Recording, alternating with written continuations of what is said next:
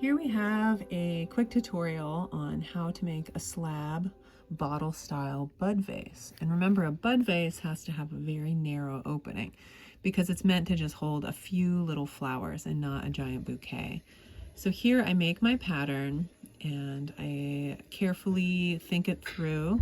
And one of the things is you have to have a narrow enough opening to keep it a bud vase, but not so narrow that you end up with something that you can't put anything in because it can easily get too narrow. So take your paper pattern and really hold it up and analyze it before you decide to move forward.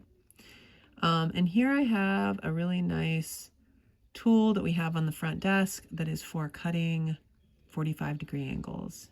Here, I'll hold it up here so you guys can kind of check it out. You kind of keep the wire taut and then you press it right up against the edge of the slab and it creates a really great angle.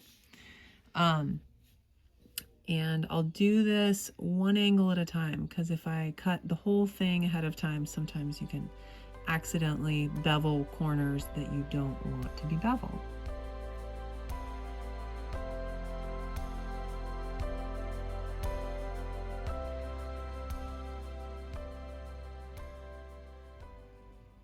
All right, now I'm going to start assembling my bottle.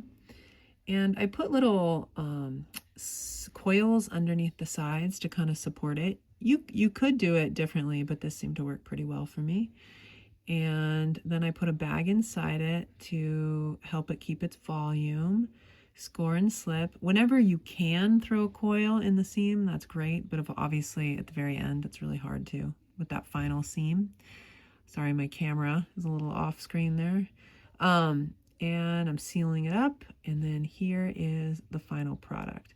I also worked with the dowel inside just to make sure I had plenty of, space for the flowers to go and keep that open.